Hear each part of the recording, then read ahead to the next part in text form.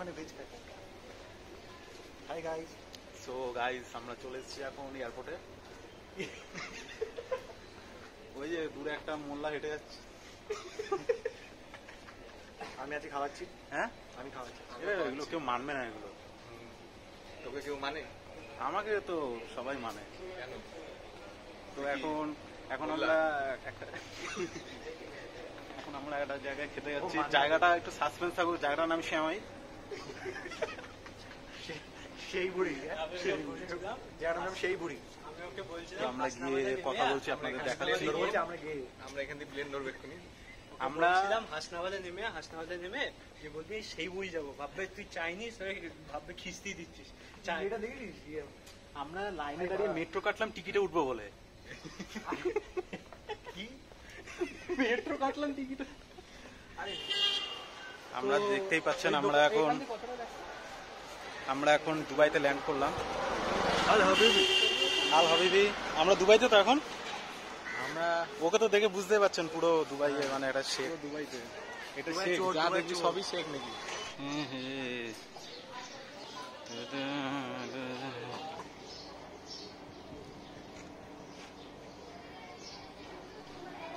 আমরা ফাইনালি চলে এসেছি রেস্টুরেন্টের সামনে। দেখে নিন নামটা।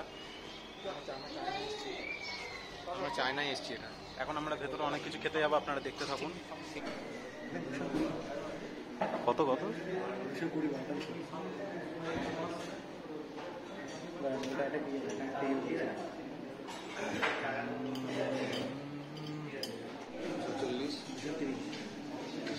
তো এখন হিসাব করা চলছে।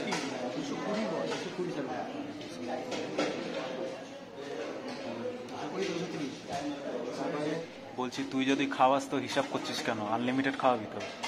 তুই আমার দাড়িটা দেখেছিস? তোর কাছে আছে?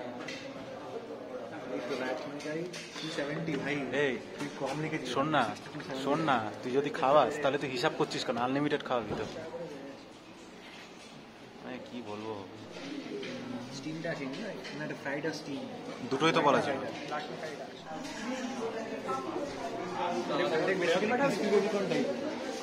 বলছি তোদের অভিজ্ঞতা কেমন এখানে খেয়ে? হ্যাঁ স্টার্টারটা খেয়ে কেমন লাগছে? স্টার্টারটা খেয়ে কেমন লাগছে সমদীপ? হ্যাঁ কেমন লাগছে ভাই? ইস হ্যাঁ।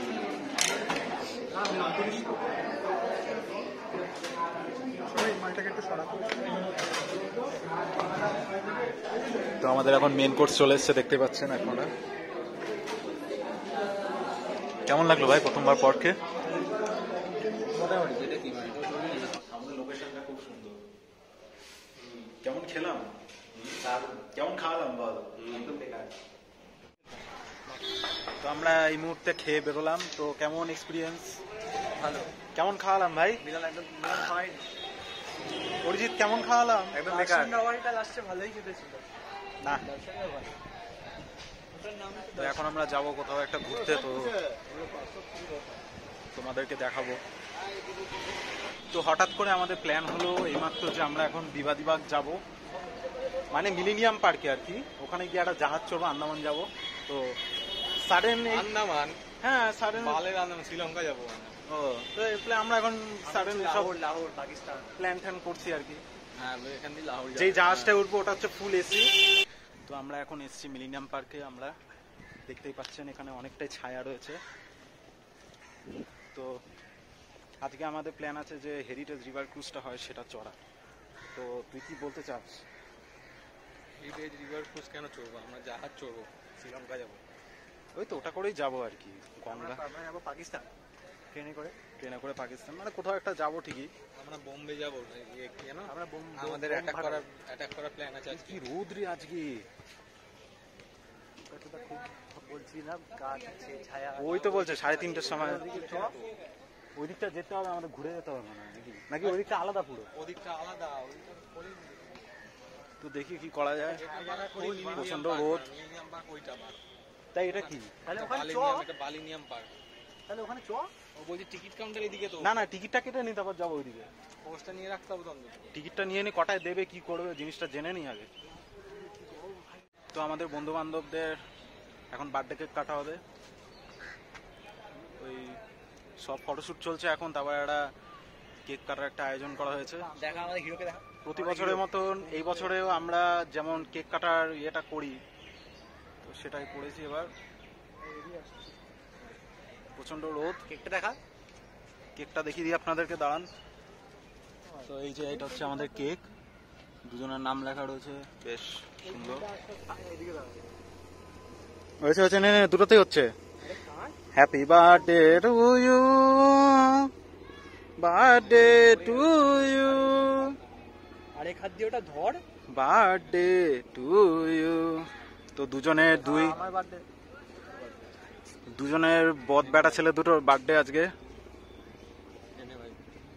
এটা প্যাকিং করে জমা নিয়ে যা। তুই কি করলি দেখ। আমি করিনি ভাই।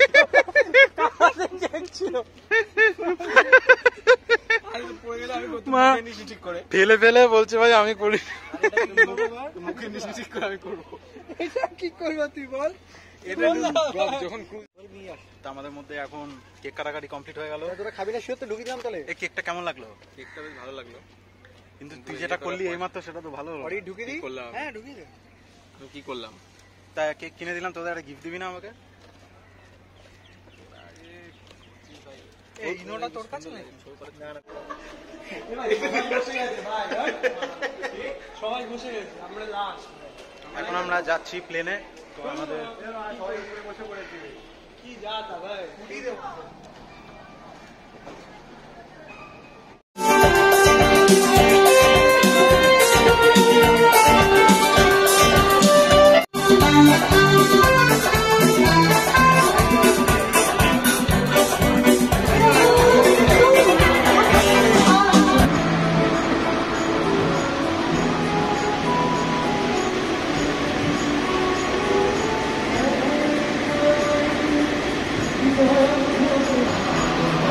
কেমন লাগছে?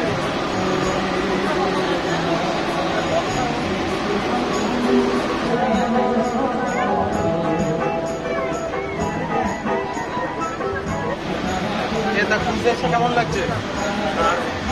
ভালো লাগছে ভিউটা, সিনেমা দেখ ভিউটা এসে কেমন লাগছে বলে দে। খুবই দারুণ লাগছে, ভিউটা কেমন? মজা পেয়ে গেছি। এই যে আমি তোদের আজকে আনলাম টাকাটা দিয়ে ঘুরতে, তোরা বল তুই টাকা দিবি? টিকিটটা কে কাটলো?